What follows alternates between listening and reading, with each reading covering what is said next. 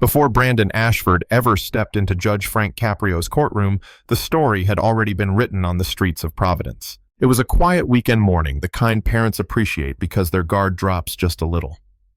Children walked in clusters, soccer bags slung over small shoulders.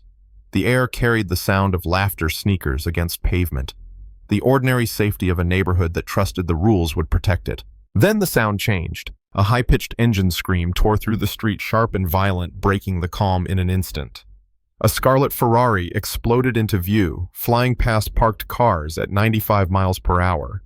Not on a highway, not on an empty road, but through a 25-mile-per-hour school zone with children present. Behind the wheel was Brandon Ashford. To him, this wasn't reckless. It was routine. Brandon had grown up in a world where speed limits were obstacles and consequences were optional.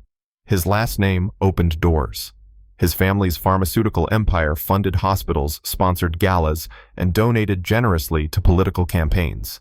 Everywhere he went, the message was the same: you matter more. So when Brandon pressed the accelerator, he didn't think about the children crossing the street. He didn't think about parents trusting that the law would keep their kids safe.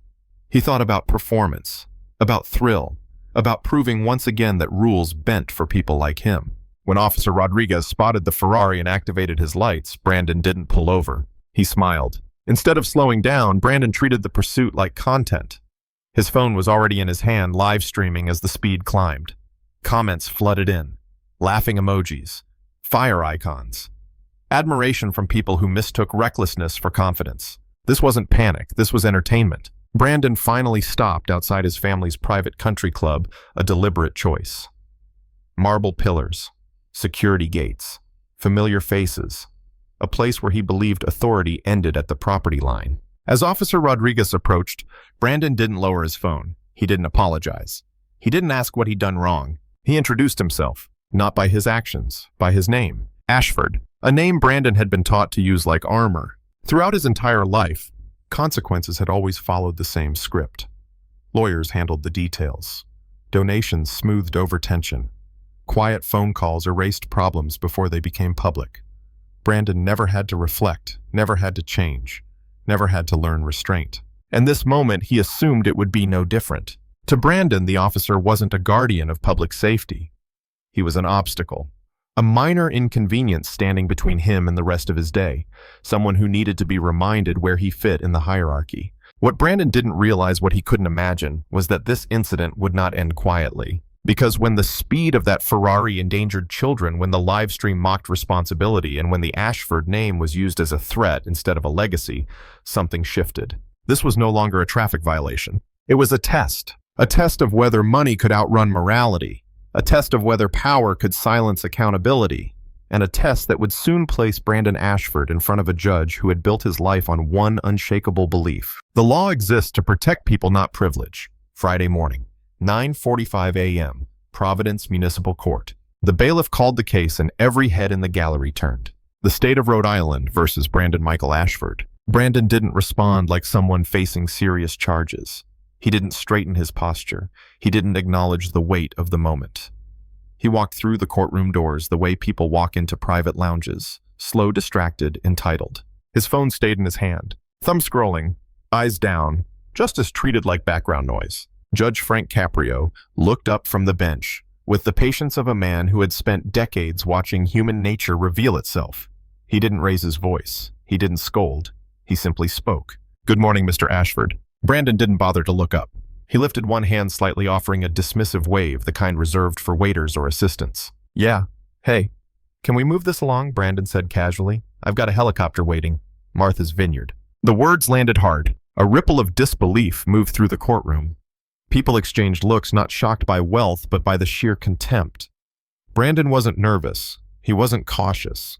He was irritated that the legal system had dared to interrupt his schedule. Judge Caprio remained still. "Mr. Ashford," he said calmly, "put your phone away and show respect for this court." Brandon finally looked up, his expression annoyed, as if someone had paused a movie he was enjoying. "Respect," he replied. "Look, Your Honor, we both know how this goes. I'll pay whatever fine you want. Make a donation to a charity. Pick one. And we all move on." He gestured loosely with his phone, sweeping the courtroom into his dismissal. "This is just theater. My family's legal team has handled situations way bigger than this." Judge Caprio's eyes sharpened not with anger but with focus. Mr. Ashford, you are charged with reckless endangerment in a school zone. Children were present. This is not theater. This is public safety. Brandon laughed. Not nervously, not defensively. He laughed like someone hearing a joke that didn't land. Public safety, he said. Your Honor, I was driving a $3 million Ferrari. That car has more safety technology than most people's houses. I had full control. Mr. Ashford, Judge Caprio replied evenly. You were driving 95 miles per hour in a 25-mile-per-hour school zone. Brandon shrugged. So I was going fast. Rich people drive fast. That's literally why we buy expensive cars. Should I drive a Ferrari like a minivan? Just because some kids are walking around. The courtroom murmured in disbelief. Brandon had just said it out loud. Wealth justified risk. Money rewrote responsibility. Judge Caprio leaned forward slightly. Those children, he said, have the right to walk safely in their neighborhoods. Brandon smiled amused. Their neighborhoods, he replied. Your Honor, my family owns half the commercial real estate around there. Those streets exist because of our tax dollars. He looked around the room, soaking in the attention. Ashford Industries employs thousands of people in this state. We donate millions. We fund infrastructure. Let's not pretend I'm some random guy. Judge Caprio's voice lowered. Your family's success does not place you above the law. Brandon tilted his head, genuinely curious. Doesn't it, though, he asked. There are different rules for different people. When you're responsible for jobs and economic stability, minor issues like traffic violations should be handled differently. How differently, Judge Caprio asked. Brandon brightened, thinking he'd found common ground. Quietly. A phone call. A donation to the police benevolent fund. Maybe some new equipment for the courthouse. Everyone wins and we avoid the public spectacle. The courtroom froze. Judge Caprio's response was precise. Mr. Ashford, are you attempting to negotiate a bribe in my courtroom? Brandon blinked, confused, not alarmed. Bribe, he said. That's such an ugly word. I'm talking about partnership, strategic philanthropy. This is how institutions operate. And in that moment, without realizing it, Brandon Ashford began to destroy himself. The courtroom felt heavier after Brandon Ashford spoke those words. Not louder, heavier. Strategic philanthropy. Community partnership. The language of corruption, spoken so casually, it barely registered as wrong in his mind. Judge Frank Caprio didn't interrupt. He didn't argue. He simply nodded once. Mr. Ashford, he said calmly, let's review the police body camera footage from your arrest. Brandon leaned back in his chair, relaxed. If anything, he looked pleased. Great idea, Your Honor, he said. You'll see I handled that situation professionally. The monitors flickered on. What filled the screen stripped away every excuse Brandon had tried to sell. The footage showed a quiet residential street. Children in soccer uniforms walking toward open fields. Parents nearby. The kind of moment no one expects danger until it arrives without warning. Then the Ferrari burst into frame. Fast, too fast. Officer Rodriguez's voice came through the speakers, controlled but urgent. Unit 12. Vehicle traveling 95 miles per hour in a 25-mile-per-hour school zone. Multiple children present. The video continued. The Ferrari finally stopped outside the Ashford Family Country Club. Brandon stepped out with confidence, phone already raised, live stream active. Ladies and gentlemen of Instagram, Brandon announced, smiling into the camera, watch me explain how the real world works. A murmur rippled through the courtroom. Officer Rodriguez approached with professionalism. Sir, you were traveling at a dangerous speed in a school zone. I need your license and registration. Brandon didn't comply. He leaned against his Ferrari instead. Rodriguez right, Brandon said. I'm Brandon Ashford. Ashford Industries. The pharmaceutical company that probably supplies half the hospitals in this state. He smiled as if sharing a fun fact. I could let you waste both our time with paperwork, he continued, or we could be smart. My father plays golf with your commissioner. One phone call and you're directing traffic in the worst neighborhood we can find. The courtroom went silent. Officer Rodriguez's voice remained steady. Sir, the law applies to everyone. Brandon laughed. Equally, he said. That's cute. You make what, 40 grand a year? My car costs more than you'll earn in your lifetime. We don't live in the same universe. Gasps spread through the gallery. The footage showed Brandon stepping closer, his tone turning sharp. Write that ticket, he warned, and my family's legal team will make your life miserable. We'll dig into every mistake you've ever made. You'll be lucky to work mall security. Officer Rodriguez asked, are you threatening a police officer? Brandon looked directly into the body camera and grinned. I'm educating you about consequences, he said. Smart cops understand the system. The video ended. Judge Caprio paused the screen. The silence that followed was absolute. Brandon clapped slowly, once, twice. "See," he said, "handled perfectly." Rodriguez learned where he fits, and everyone walked away educated. That was the moment. Not the speeding, not the live stream, not even the threats. The moment Brandon Ashford praised himself for intimidation. Judge Caprio's voice dropped firm and unmistakable. "You mocked a police officer's livelihood. You threatened his career. You treated law enforcement as your personal staff." Brandon stood straighter, confident. "Your Honor, I was teaching him how successful families operate. Rodriguez was about to make a career-ending mistake. I helped him." Judge Caprio leaned forward. "That's not education," he said. "That's corruption." And then Brandon made the worst decision of his life. He laughed. Not nervously, not defensively. A full mocking laugh aimed directly at Judge Frank Caprio. "With all due respect," Brandon said, still smiling, "this is how the world works. Every powerful family operates the same way. These people," he gestured toward the gallery, "don't understand because they've never had real power." The courtroom erupted in disbelief. Brandon didn't stop. "This isn't a real case," he continued. "It's class confusion. I don't belong in handcuffs next to car thieves." Judge Caprio's reply was quiet. "Mr. Ashford," he said, "your laughter just sealed your fate." For the first time, Brandon looked uncertain. "What does that mean?" he asked. And in that question, the illusion of invincibility finally began to crack. The courtroom had never been quieter. Brandon Ashford stood there, finally unsure, finally aware that something had shifted and that it wasn't in his favor. The laughter that once protected him had evaporated. The confidence that money always restored was suddenly useless. Judge Frank Caprio rose slowly from his chair. He didn't raise his voice. He didn't show anger. He showed certainty.